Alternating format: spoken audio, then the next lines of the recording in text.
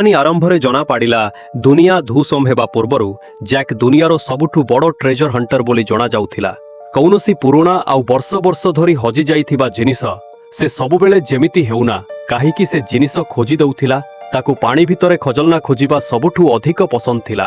ସିଏ କେବଳ ନିଜ ହିସାବରେ ଚାଲେ, ଅନ୍ୟ କାହା ଇସାରାରେ ଚାଲିବା ତାକୁ ପସନ୍ଦ ନୁହେଁ। ଦିନେ ଗୋଟେ ବଡ଼ ସୋଲାର ଏଫେଲଗାରା ପୁରା ଦୁନିଆର ଟେକ୍ନୋଲୋଜିକୁ ଧୂସନ କରିଦେଲା। ଗୋଟିଏ ଝଟକାରେ ଇଲେକ୍ଟ୍ରିକ୍ ଚାଲୁଥିବା ସବୁ ସାମାନ ଖରାପ ହୋଇଗଲା, ଯାହା ପାଇଁ ଲକ୍ଷ ଲକ୍ଷ ଲୋକଙ୍କ ଜବ୍ ଚାଲିଗଲା, ଯାହା ପାଇଁ ହାହାକାର ପଡ଼ିଗଲା।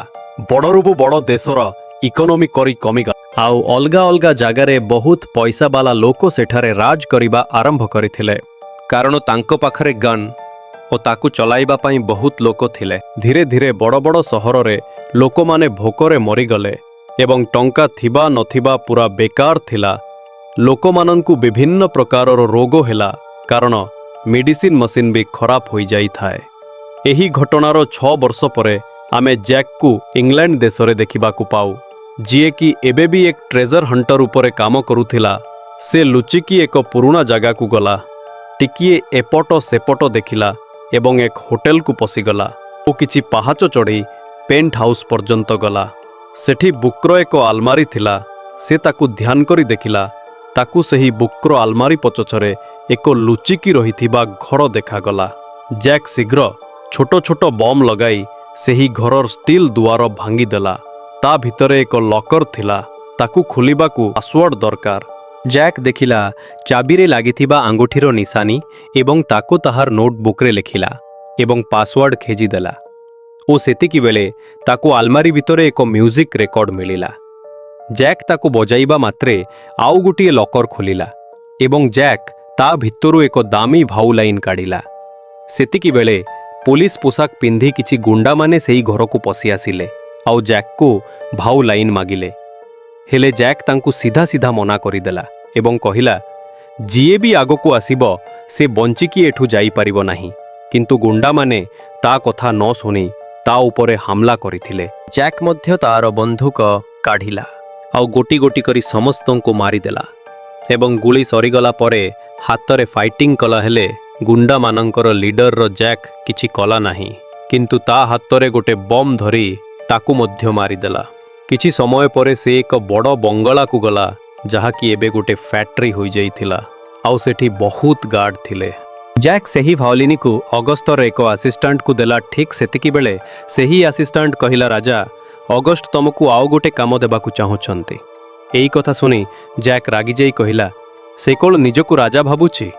ମୁଁ ସେ କାମ କରିବିନି, କାରଣ ଏ କାମ କରିବା ପାଇଁ ମୋତେ ସମୁଦ୍ର ଆରପାରିକୁ ଯିବାକୁ ପଡ଼ିବ ଆଉ ଗୋଟେ ଦେଶକୁ ସେଠି କ'ଣ ହାଲାତ ହୋଇଛି କେହି ଜାଣିନାହାନ୍ତି। ଜ୍ୟାକ୍ର ଏହି କଥା ଯେତେବେଳେ ଅଗଷ୍ଟ ଶୁଣିବାକୁ ପାଇଲା, ସେ ତାର ଆସିଷ୍ଟାଣ୍ଟକୁ କହିଲା, ତାକୁ କିଛି ଏମିତି ଅଫର ଦିଅ ଯେମିତି ସେ ମନା କରିପାରିବନି। ତାପରେ ଜ୍ୟାକ୍ ସେଠୁ ତାର ଘରକୁ ଫେରିଆସିଲା। ତା ଘରେ ଗୋଟେ ଭଙ୍ଗା ବୋଟ୍ ଥିଲା ଏବଂ ଶତ୍ରୁମାନଙ୍କ ପାଇଁ ସେ ତାର ଘରେ ବିଭିନ୍ନ ପ୍ରକାରର ଜାଲ ବିଛାଇଥିଲା। ତାପରେ ସେ ତାର କୁକୁରକୁ ଖାଇବାକୁ ଦେଲା ଓ ଅଗଷ୍ଟ ଦେଇଥିବା ବକ୍ସ ଖୋଲିଲା। ସେଇ ବକ୍ସ ଭିତରେ କିଛି ଖାଇବା ଜିନିଷ ଓ ରେକର୍ଡ ଥିଲା। ସେ ରେକର୍ଡ ବଜାଇ ଖାଇବା ସହିତ ମଦ ପିଇ ଶୋଇପଡ଼ିଲା। ଶୋଇବା ସମୟରେ ସେ ଏକ ସୁନ୍ଦର ସ୍ୱପ୍ନ ଦେଖିଲା, ଯେଉଁଥିରେ ଏକ ନୂଆ ବୋଟ୍ରେ ଦୁନିଆ ବୁଲୁଛି ସକଳେ। ସେ ଗୋଟେ ସାଉଣ୍ଡ ଶୁଣି ଉଠିଗଲା ଏବଂ ବାହାରେ ଯାଇ ଦେଖେ ତ ଗୋଟେ ସୋଲଜର ତାର ବିଛାଇଥିବା ଜାଲରେ ପଡ଼ିଛି। ସୋଲଜର କହିଲା କି, ରାଜା ଅଗଷ୍ଟ ତମ ସହ କଥା ହେବା ପାଇଁ ଚାହୁଁଛନ୍ତି।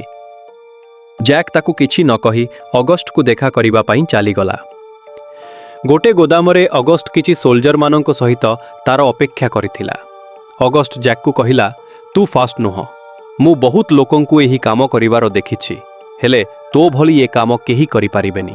ଏବଂ କହିଲା, ମୁଁ ଗୋଟେ ନୂଆ ସିଷ୍ଟମ ତିଆରି କରୁଛି, ଯାହା ସଫଳ ହେଲେ ସବୁ ଆଗ ଭଳି ନର୍ମାଲ ହୋଇଯିବ। ଏ କଥା ଜ୍ୟାକ୍କୁ ପସନ୍ଦ ହେଲା ନାହିଁ। ଠିକ୍ ସେତିକିବେଳେ ଅଗଷ୍ଟ କହିଲା, ତୁ ଏହି କାମ କର, କାମ ପୂରା ହେଲେ ମୁଁ ତତେ ଗୋଟେ ନୂଆ ବୋଟ୍ ଦେବି।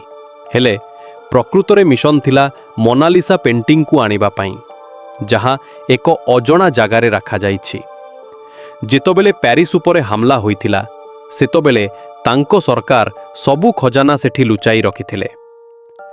ଅଗଷ୍ଟ ଜ୍ୟାକ୍କୁ କିଛି ଖାଇବା ଜିନିଷ ଓ କିଛି ଜରୁରୀ ବି ଜିନିଷ ଦେଇ କହିଲା, ତତେ ଯେମିତି ହେଲେ ବି ଏହି କାମ କରି ଆସିବାକୁ ପଡ଼ିବ। ବୋଟ୍ର ଲୋଭରେ ପଡ଼ି ସେ ଅଗଷ୍ଟର କଥାରେ ରାଜି ହୋଇଗଲା ଏବଂ ତାର କୁକୁରକୁ ଅଗଷ୍ଟର ଏକ ଆସିଷ୍ଟାଣ୍ଟକୁ ଦେଇ କହିଲା, ଯଦି ମୁଁ ନ ଫେରେ ତମେ ମୋ କୁକୁରର ଧ୍ୟାନ ନବ।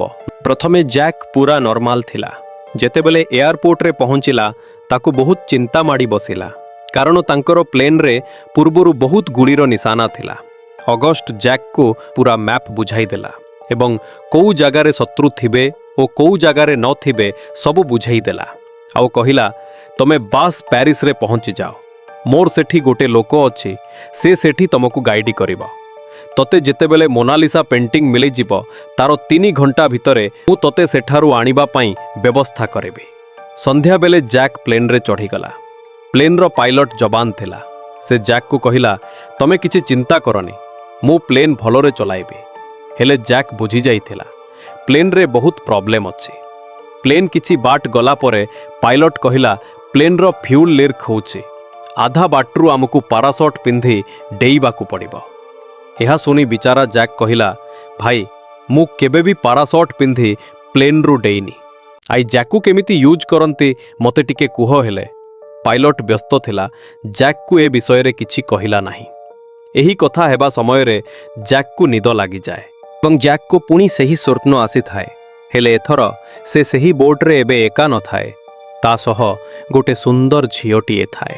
କିଛି ସମୟ ପରେ ପ୍ଲେନ୍ ହଲିବାକୁ ଲାଗିଥାଏ। ସେତିକିବେଳେ ଜ୍ୟାକ୍ର ନିଦ ଭାଙ୍ଗିଗଲା। ଆଖି ଖୋଲି ଦେଖେ ତ ତାଙ୍କ ପ୍ଲେନ୍ ଉପରେ ହାମଲା ହେଉଥିଲା। ପାଇଲଟ ଯେମିତି ସେମିତି କରି ପ୍ଲେନ୍କୁ ବଞ୍ଚାଇବା ପାଇଁ ଚେଷ୍ଟା କରୁଥିଲା ପରେ ସେ କହିଲା, ଆମକୁ ପ୍ଲେନ୍ କ୍ରାଶ୍ ହେବା ପୂର୍ବରୁ ପ୍ଲେନ୍ରୁ ଡେଇବାକୁ ପଡ଼ିବ। ଠିକ୍ ଜାଗା ଦେଖି ଜ୍ୟାକ୍ ପ୍ଲେନ୍ରୁ ଡେଇ ପଡ଼ିଲା ଏବଂ ପ୍ୟାରାସୁଟ୍ ଖୋଲିଦେଲା। ହେଲେ ସେ ଭଲରେ ଲ୍ୟାଣ୍ଡିଂ କରିପାରିଲା ନାହିଁ। ତାପରେ ସେ ଆଗକୁ ବଢ଼ିବାରେ ଲାଗିଲା। ଆଗକୁ ଯାଇ ଦେଖେ ତ ଯେଉଁ ଲୋକମାନେ ୱାର୍ଲ୍ଡ କପ୍ ବିରୁଦ୍ଧରେ କିଛି କହୁଥିଲେ ସେମାନଙ୍କୁ ମାରି ଓହଳାଇ ଦିଆଯାଇଥିଲା। ଠିକ୍ ସେତିକିବେଳେ ଗୋଟେ ଟ୍ୟାଙ୍କ ହାମଲା କରିବା ଆରମ୍ଭ କରିଦେଲା। ହେଲେ କିଛି ବିଦ୍ରୋହୀ ସେହି ଟ୍ୟାଙ୍କକୁ ମିସାଇଲ୍ ମାରି ଉଡ଼ାଇ ଦେଲେ। ହେଲେ ସେମାନେ ଜ୍ୟାକ୍ର କିଛି କଲେ ନାହିଁ। ସେପଟେ ୱାର୍ଲ୍ଡ କପ୍ର ଗୁଣ୍ଡାମାନେ ଲୋକମାନଙ୍କୁ ଡରାଉଥିଲେ। ୱାର୍ଲ୍ଡ କପ୍ ବହୁତ ଖତରନାକ ଏବଂ ଖରାପ ଲୋକ ଥିଲା। ତାକୁ ଚେସ୍ ଖେଳିବା ବହୁତ ପସନ୍ଦ ଥିଲା, କାହିଁକି ନା ସେତେ ସେ ଅନେକ ଟ୍ରିକ୍ ଶିଖୁଥାଏ। ୱାର୍ଲ୍ଡ କପ୍ର ଏକ ନିୟମ ଥିଲା, ତା ରାସ୍ତାରେ ଯିଏ କଣ୍ଟା ହେବ ସେ ତା ସହିତ ପ୍ରଥମେ ଚେସ୍ ଖେଳିବ, ତାପରେ ତାକୁ ମାରିଦେବ। ଆଜି ତାର ଗୁଣ୍ଡାମାନେ ଯାହାକୁ ଧରି ଆଣିଥିଲେ ସେ ଭଲରେ ଚେସ୍ ଖେଳିପାରୁନଥିଲା। ସେଥିପାଇଁ ୱାର୍ଲ୍ଡ କପ୍ ତାକୁ ଗୁଳି ମାରିଦେଲା। ତାର ଖାସ୍ ଲୋକଟିର ନାଁ ଥିଲା ଗୋରିନିଚ୍। ସେତିକିବେଳେ ଗୋରିନିଚ୍ କହିଲା, ଆଜି ଆମ ସହରକୁ ଗୋଟେ ଲୋକ ପ୍ଲେନେରୁ ଡେଇଛି। ଏହା ଶୁଣି ଭୋଲ୍କୋଭ କହିଲା, ଯାଅ ତାକୁ ଜଲ୍ଦି ଖୋଜ। ସେପଟେ ସକାଳେ ଜ୍ୟାକ୍ ଗୋଟେ ଛୋଟ ସହରକୁ ଗଲା। ସେଠି ଯାଇ ଦେଖେ ତ ଲୋକମାନେ ବହୁତ ଗରିବରେ ବଞ୍ଚୁଥିଲେ ଏବଂ ଭୋଲ୍କୋଭକୁ ବହୁତ ଡରୁଥିଲେ। ଜ୍ୟାକ୍ ସେତିକିବେଳେ ତାର କାର୍ରୁ କିଛି ପୁରୁଣା କପଡ଼ା ପିନ୍ଧିଦେଲା। ସେହି ପାଖରେ ଭୋଲ୍କୋଭର କିଛି ଗୁଣ୍ଡାମାନେ ଲୋକମାନଙ୍କୁ ରୁଲ୍ ବୁଝାଉଥିଲେ ଏବଂ କହୁଥିଲେ, ଯିଏ ଏହି ରୁଲ୍ ଭାଙ୍ଗିବ ତାକୁ କଡ଼ା ସଜା ଦିଆଯିବ। ପୁଣି ଲୋକମାନଙ୍କ ମଧ୍ୟରେ ଡର ରଖିବା ପାଇଁ 2ଟି ଲୋକଙ୍କୁ ସେଠି ମାରିଦେଲେ। ଯେତେବେଳେ ଜ୍ୟାକ୍ ସେଠାରୁ ଯିବାକୁ ବାହାରିଲା କିଛି ସୋଲ୍ଜରମାନେ ତାକୁ ଘେରିଗଲେ ଏବଂ କହିଲେ, ସେ ବ୍ୟାଗ୍ ତଳେ ଫୋପାଡ଼। କିନ୍ତୁ ଜ୍ୟାକ୍ ଚାଲାକି କରି ସେମାନଙ୍କ ସହିତ ବହୁତ ଲଢ଼େଇ କଲା। ଏହି ଲଢ଼େଇ ହେଉଥିବା ସମୟରେ ଗୋଟେ ସୋଲ୍ଜର ତାକୁ ପଛପଟୁ ଗୁଳି ମାରିବାକୁ ଚେଷ୍ଟା କରୁଥିଲା ଏବଂ ଜ୍ୟାକ୍ ଉପରେ ଗୁଳି ବାଜିବା ପୂର୍ବରୁ ଗୋଟେ ଝିଅ ଆସି ସେହି ସୋଲ୍ଜରର ବେକ୍ କାଟିଦେଲା। ସେହି ଝିଅର ନାଁ ଥିଲା ଡ୍ରିଆ, ଯିଏକି ଅଗଷ୍ଟ ପାଇଁ କାମ କରୁଛି। ସେ ହିଁ ଏବେଠାରୁ ଜ୍ୟାକ୍କୁ ସାହାଯ୍ୟ କରିବ। ଡ୍ରିଆ ଜ୍ୟାକ୍କୁ କହିଲା, ତମେ ଯେବେଠାରୁ ଏଠାକୁ ଆସିଛ ନଜର ତମ ଉପରେ ଥିଲା। ମୁଁ ଦେଖିବାକୁ ଚାହୁଁଥିଲି ତମେ ନିଜକୁ ଏଠି ସମ୍ଭାଳି ପାରୁଛୁ ନା ନାହିଁ, କାରଣ ଆଗକୁ ଆହୁରି ଅନେକ କଷ୍ଟ। ତାପରେ ଜ୍ୟାକ୍ ଓ ଡ୍ରିଆ ସେଠାରୁ ଯିବାକୁ ବାହାରିଲେ। ସେମାନେ ଭିଡ଼ ଭିତରେ ଲୁଚିକି ଯିବାକୁ ଚେଷ୍ଟା କରୁଥିଲେ। ହେଲେ ଭୋଲ୍କୋଭର ଜେନେରାଲ ତାଙ୍କୁ ଯିବାର ଦେଖିଦେଲା। ଜ୍ୟାକ୍ ଓ ଡ୍ରିଆ ଏକ ଚର୍ଚ୍ଚକୁ ଗଲେ। ସେଠି ତାଙ୍କର ଫାଦର ସ୍ୟାମସନଙ୍କ ସହିତ ଦେଖା ହେଲା। ଫାଦର ତାଙ୍କୁ ଏକ ଜରୁରୀ ମ୍ୟାପ୍ ଦେଖେଇଲେ, ଯାହାକୁ କି ସେ ମରିଥିବା ବିଦ୍ରୋହୀଙ୍କ ଠାରୁ ଆଣି ରଖିଥିଲେ। ଫାଦର ତାଙ୍କୁ ଏକ ଟ୍ରକ୍ ଦେଖାଇଲେ ଯାହା ଉପରେ କାମ କରୁଥିଲେ। ତାପରେ ସେ ତାଙ୍କୁ ଆଗକୁ ଥିବା ଡେଷ୍ଟିନେସନ୍ ଦେଖାଇଲେ ଆଉ ତାର କୋଣରେ କିଛି କୋଡ୍ ଲେଖାଯାଇଥିଲା। ଯେତେବେଳେ ଫାଦର ସେହି ଟ୍ରକ୍ଟିକୁ ତିଆରି କରୁଥିଲେ, ଡ୍ରିଆ ଜ୍ୟାକ୍ର ଜଖମକୁ ଠିକ୍ କରୁଥିଲା। କିଛି ସମୟ ପରେ ଜେନେରାଲ ସେହି ଚର୍ଚ୍ଚ ପାଖକୁ ଆସିଲା ଏବଂ କହିଲା, ବାହାରକୁ ଆସ। ଏହି କଥା ଶୁଣି ଜ୍ୟାକ୍ ଓ ଡ୍ରିଆ ଟ୍ରକ୍ ପାଖକୁ ଗଲେ, କିନ୍ତୁ ଫାଦର ଜେନେରାଲର ଧ୍ୟାନ ଭଟକେଇବା ପାଇଁ ବାହାରକୁ ଗଲେ ଏବଂ କହିଲେ, ମୁଁ ଏଠି ଏକା ଅଛି। କିନ୍ତୁ ଜେନେରାଲ ତା କଥା ନ ଶୁଣି କିଛି ଗୁଣ୍ଡାମାନଙ୍କୁ ଭିତରକୁ ପଠାଇଲା।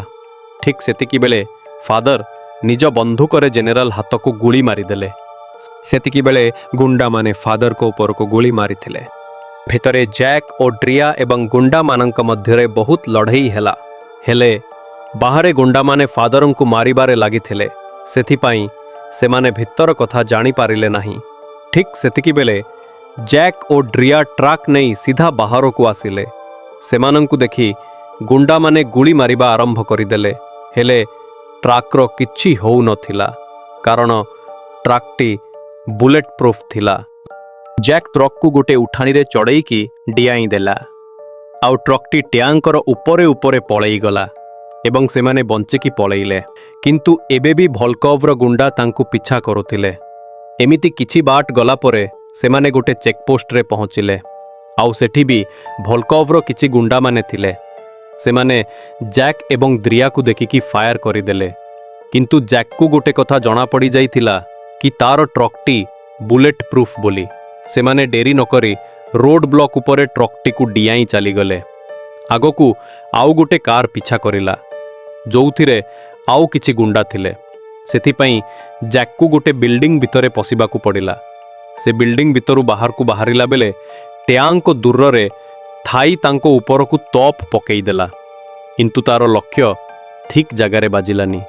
ତୋପ ଯାଇ ପାଖରେ ଥିବା ଗୋଟେ କାର୍ ଉପରେ ପଡ଼ିଥିଲା, ଯାହାଦ୍ୱାରା ଗୋଟେ ଧମାକାରେ କାର୍ଟି ଜଳିପୋଡ଼ି ରୋଡ୍ ଉପରେ ପଡ଼ିଗଲା ଏବଂ ସେଥିରେ ଧକ୍କା ହେଇ କିଛି ବାଇକର ପଡ଼ିଯାଇଥିଲେ ଏବଂ ଜ୍ୟାକ୍ ଧମାକାରୁ ବଞ୍ଚିଗଲା।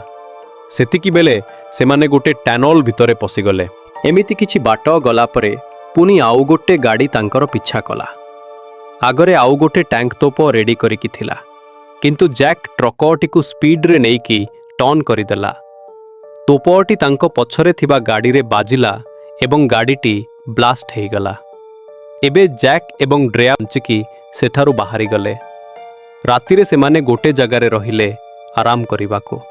ଜ୍ୟାକ୍ ଡ୍ରେୟାକୁ ପଚାରେ, କ'ଣ ଗୋଟେ ପେଣ୍ଟିଂ ପାଇଁ ଏତେ ଲୋକ ଆମକୁ ମାରିବାକୁ ଚାହୁଁଛନ୍ତି? ଡ୍ରେୟା କହିଲା, ପେଣ୍ଟିଂ ତ ଗୋଟେ ବାହାନା। ଅସଲରେ ଆମକୁ ସେ ବକ୍ସ ଖୋଜିବାକୁ ପଡ଼ିବ ଭଲ୍କୋଭଠୁ ଆଗରୁ, କାହିଁକି ନା ତା ଭିତରେ ବହୁତ ହତିଆର ଅଛି, ଯାହାକୁ ଭଲ୍କୋଭ ପରି ବିରୋଧୀ ପାଇଗଲେ ଖରାପ ଜାଗାରେ ବ୍ୟବହାର କରିଦେବେ। ଏବେ ଡ୍ରେୟା କହିଲା, ମୁଁ ତମ ସ୍ୱପ୍ନ ବିଷୟରେ ଜାଣିଛି। ଏହା କହି ସେ ତାକୁ ଗୋଟେ କାଗଜରେ ତିଆରି କରିଥିବା ବୋଟ୍ ଦେଲା। ଠିକ୍ ତା ପରଦିନ ଭଲ୍କୋଭ ତାର ଟ୍ରେନ୍ରେ ସେ ବକ୍ସକୁ ଖୋଜିବାକୁ ଚାଲିଗଲା। ଜେନେରାଲ ସେଠାକୁ ଆସିକି କହିଲା କି 2 ଜଣ ଥିଲେ ଆମର ପୁରା ଟିମ୍କୁ ହରାଇଦେଲେ। ଭଲ୍କୋଭ ତାର ଏ ଖରାପ କଥା ଶୁଣି ତାକୁ ଗୁଳି ଫୁଟେଇ ମାରିଦେଲା। ସେପଟେ ଜ୍ୟାକ୍ ଏବଂ ଡ୍ରେୟା ଗୋଟେ ପୁରୁଣା ବିଲ୍ଡିଂରେ ପହଞ୍ଚିଲେ। ଏଠି ଗୋଟେ ବକ୍ସ ଥିଲା, କିନ୍ତୁ କିଛି ଦେଖିକି ଡ୍ରେୟା ଡରିଗଲା, କାହିଁକି ନା ସେ ଜାଗା ପୁରୁଣା କଏଦୀମାନଙ୍କର ଥିଲା। ଆକ୍ଚୁଆଲି କଏଦୀ ଜଣେ ଜଣେ ଏମିତି ମଣିଷ ଥିଲେ ଯିଏକି ବହୁ ବର୍ଷ ଧରି କାରାଗାରରେ ବନ୍ଦୀ ହେଇ ରହିଥିଲେ ଏବଂ ସେମାନଙ୍କୁ ଟାଇମ୍ରେ ଖାଇବାକୁ ମିଳୁନଥିଲା। ସେଥିପାଇଁ ସେମାନେ ସବୁବେଳେ ଭୋକିଲା ହେଇକି ରହୁଥିଲେ।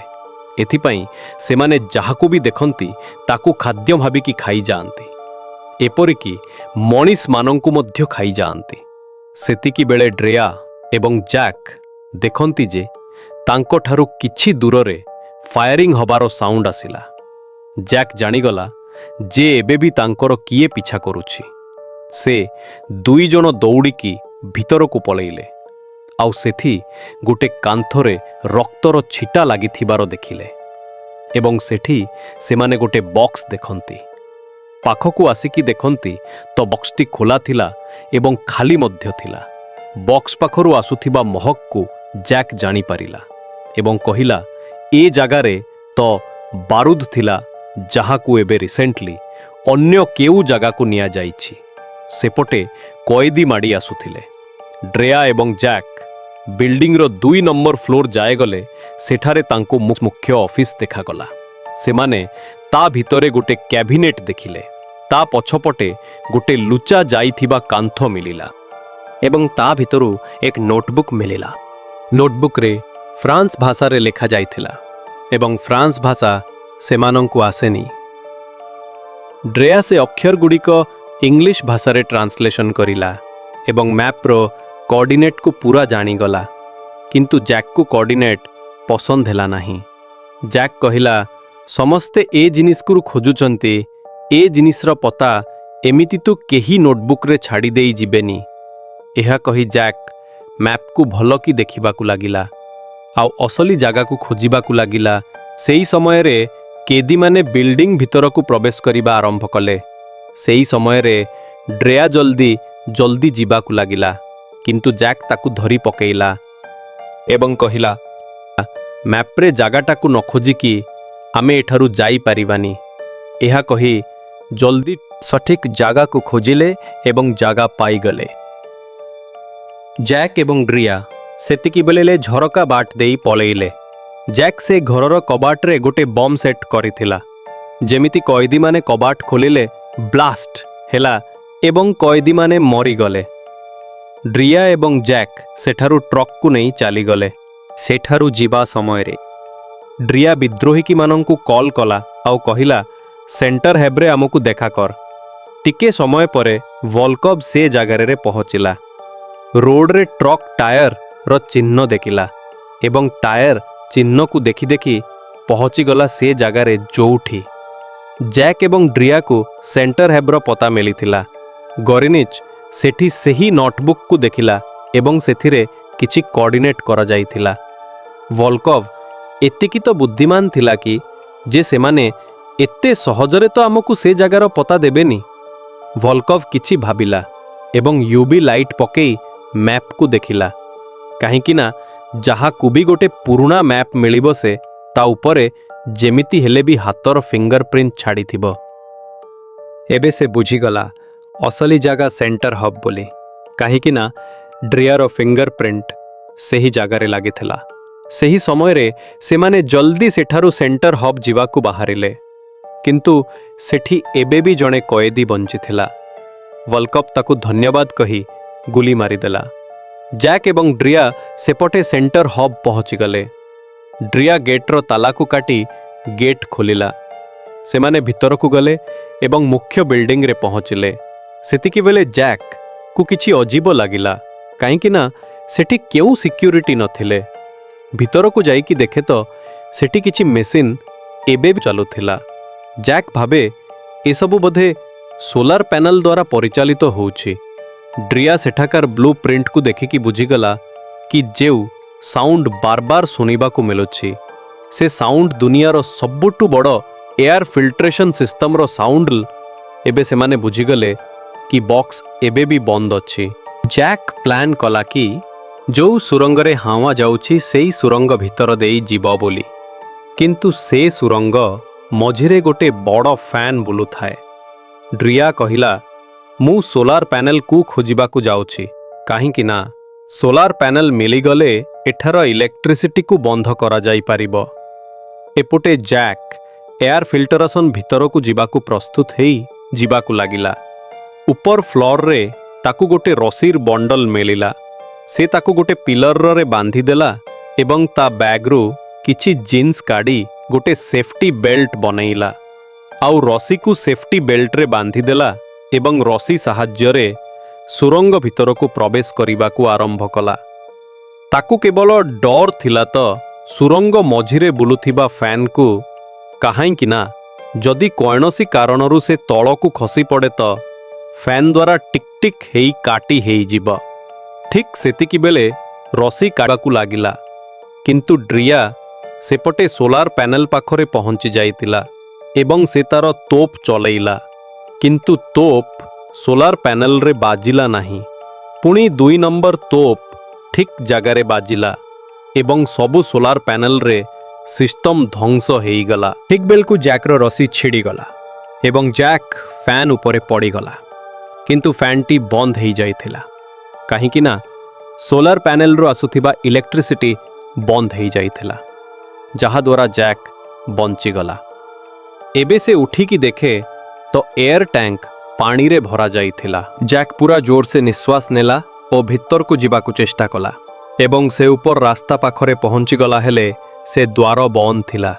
ସେ ବହୁତ ଚେଷ୍ଟା କରି ସେହି ଦ୍ୱାରକୁ ଖୋଲିଦେଲା ଏବଂ ସେଠାରୁ ବାହାରି ପଡ଼ିଲା। ଜ୍ୟାକ୍ ବକ୍ସ ପାଖରେ ପହଞ୍ଚି ମେନ୍ ଗେଟ୍କୁ ଖୋଲିଦେଲା, ଯାହାଫଳରେ ଡ୍ରିଆ ସେ ଭିତରକୁ ଆସିପାରିବେ। ଜ୍ୟାକ୍ ତା ଭିତରେ ମୋନାଲିସା ପେଣ୍ଟିଂ ଦେଖିଲା, ଯାହାକି ଖାଲି ପେଣ୍ଟିଂ ନଥିଲା, ଏକ ନ୍ୟୁକ୍ଲିୟର ବମ୍ ଉପରେ ମୋନାଲିସାର ପେଣ୍ଟିଂ ହୋଇଥିଲା। ସେହି ସମୟରେ ଡ୍ରେୟା କହିଲା, ମୁଁ ଏ କଥା ଆଗରୁ ଜାଣିଥିଲି। ଡ୍ରିଆ କଥା ଶୁଣି ଜ୍ୟାକ୍ କହିଲା, ଏ କଥା ମୋତେ ଆଗରୁ କ'ଣ ପାଇଁ କହିନଥିଲେ? ସେତିକିବେଳେ ଡ୍ରିଆ କହିଲା, ଆମେରିକା ଯେତେବେଳେ ଜାପାନ ଉପରେ ବମ୍ ପକାଉଥିଲା, ରୁଷିଆ ଏହି ବମ୍କୁ ଲୁଚାଇ ରଖିଥିଲା, କାରଣ ଏହି ବମ୍ ଭଲକବ୍ ପରି ଲୋକମାନଙ୍କ ହାତରେ ପଡ଼ିଲେ ସେମାନେ ୟାର ଇସ୍ତମାଲ ଭୁଲ ଜାଗାରେ କରିଦେବେ। ସେତିକିବେଳେ ଜ୍ୟାକ୍ କହିଲା, ଅଗଷ୍ଟ କି ଭଲକବ୍ କେହି ଭଲ ନୁହେଁ ଏବଂ କହିଲା, ଏଠି ଭଲକବ୍ ସହିତ ଲଢ଼ିବା ସହଜ ନୁହେଁ, କାରଣ ସେ ବହୁତ ଶକ୍ତିଶାଳୀ।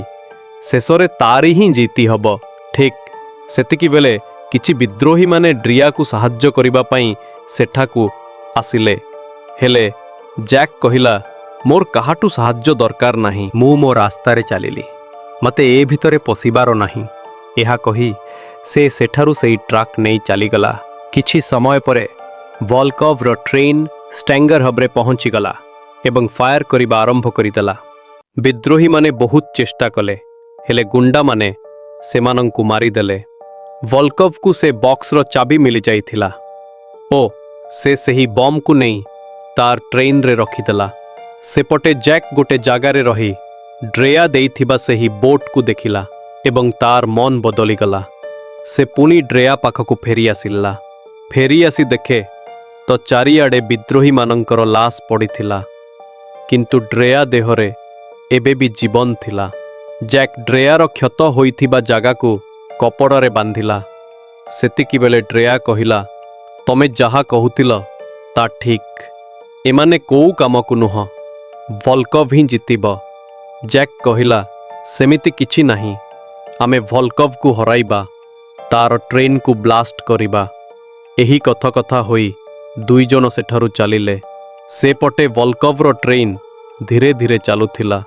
ସେଥିପାଇଁ ଭଲ୍କଭ୍ ରାଗିଯାଇ କୋ ପାଇଲଟକୁ ଗୁଳି ମାରିଦେଲା ଏବଂ ଭୟରେ ପାଇଲଟ ଜୋରେ ଚଲାଇଲା। ଏପଟେ ଜ୍ୟାକ୍ ଟ୍ରାକ୍କୁ ନେଇ ବ୍ରିଜ୍ ଉପରକୁ ଗଲା ଏବଂ ଯେତେବେଳେ ଟ୍ରେନ୍ ବ୍ରିଜ୍ର ତଳକୁ ଆସିଲା, ଜ୍ୟାକ୍ ତା ଉପରକୁ ଡେଇଁ ପଡ଼ିଲା ଏବଂ ଜ୍ୟାକ୍ ତାର ବନ୍ଧୁକରେ ସବୁ ଗୁଣ୍ଡାଙ୍କୁ ମାରିଦେଲା। ବନ୍ଧୁକର ସାଉଣ୍ଡ ଶୁଣି ଗୋରିନେଚ୍ ସେଠାରେ ପହଞ୍ଚିଲା ଏବଂ ସେ ଦୁଇଜଣଙ୍କ ମଧ୍ୟରେ ବହୁତ ଲଢ଼େଇ ହେଲା ଏବଂ ଜ୍ୟାକ୍ ତାକୁ ମଧ୍ୟ ମାରିଦେଲା। ଏମାନଙ୍କର ସେହି ସାଉଣ୍ଡ ଶୁଣି ଭଲ୍କଭ୍ ସେଠାରେ ପହଞ୍ଚିଲା ଓ ଜ୍ୟାକ୍ ଉପରକୁ ଗୁଳି ଚଲାଇବା ଆରମ୍ଭ କରିଦେଲା। ସେହି ସମୟରେ ଜ୍ୟାକ୍ ଗୋରିନେଚ୍ର ବଡିକୁ ନିଜ ଆଗରେ ଦେଖାଇଦେଲା ଏବଂ ମୌକା ଦେଖି ଭଲ୍କଭ୍ ଉପରକୁ ଆକ୍ରମଣ କରିଥିଲା ଓ ଦୁଇଜଣଙ୍କ ଭିତରେ ବହୁତ ଲଢ଼େଇ ହେଲା। ଜ୍ୟାକ୍ ଚାଲାକି କରି ଗୋଟେ ଟେବୁଲରେ ତାର ହାତ ରଖି କଣ୍ଟା ବାଡ଼େଇ ଦେଲା। ସେପଟେ ଡ୍ରେୟା ଗୋଟେ ବ୍ରିଜ୍ ପାଖରେ ପହଞ୍ଚି ବ୍ରିଜ୍ ଚାରିପଟେ ବମ୍ ଲଗାଇଦେଲା, ଯେମିତି ଟ୍ରେନ୍ଟି ବ୍ରିଜ୍ ନିକଟରେ ପହଞ୍ଚିଲା। ଡ୍ରେୟା ସେହି ବ୍ରିଜ୍କୁ ବ୍ଲାଷ୍ଟ କରିଦେଲା ଆଉ ଜ୍ୟାକ୍ ବି ଟ୍ରେନ୍ରୁ ଡେଇଁ ପଡ଼ିଲା। ଭଲ୍କଭ୍ ଟ୍ରେନ୍କୁ ରଖିବାକୁ ବହୁତ ଚେଷ୍ଟା କଲା, କିନ୍ତୁ ବହୁତ ଡେରି ହେଇଯାଇଥିଲା। ଟ୍ରେନ୍ ସିଧା ଘାଇରେ ପଡ଼ିଲା ଆଉ ଗୋଟେ ଜବରଦସ୍ତ ଧମାକା ହେଲା। ଏସବୁ ଦେଖି ଡ୍ରିଆ କାନ୍ଦିବାକୁ ଲାଗିଲା, କାହିଁକିନା ସେ ଭାବିଲା ଜ୍ୟାକ୍ ମରିଗଲା। କିନ୍ତୁ ଜ୍ୟାକ୍ ତା ପଛପଟରୁ ଆସିକି କହିଲା, କାହିଁକି କାନ୍ଦୁଛ? ଡ୍ରେ ତାକୁ ଦେଖିକି ଖୁସିରେ ହଗ୍ କରିଦେଲା। ତାପରେ ଜ୍ୟାକ୍ ଇଂଲଣ୍ଡର ନ୍ୟୁକ୍ଲିୟର ବମ୍କୁ ଆକ୍ଟିଭେଟ୍ କରିବାର ଚାବି ଅଗଷ୍ଟକୁ ଦେଲା ଆଉ କହିଲା, ବମ୍ଟି ସେ ଘାଇରେ ପଡ଼ିଛି, କେବଳ ଏହି ଚାବିରେ ତାକୁ ଆକ୍ଟିଭେଟ୍ କରାଯାଇପାରିବ। ସେତିକିବେଳେ ଅଗଷ୍ଟ କହିଲା, ସେ ବମ୍କୁ ମୋ ପାଖକୁ ଆଣ। କିନ୍ତୁ ଜ୍ୟାକ୍ କହିଲା, ମୁଁ ଆଉ କୋଉ ମିଶନ କରିବିନି।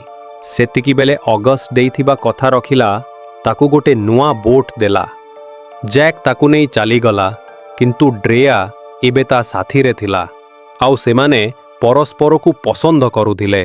ସେମାନେ ବିଚାର କଲେ କି ସେମାନେ ଏହି ବୋଟ୍ରେ ପୁରା ଦୁନିଆ ବୁଲିବେ।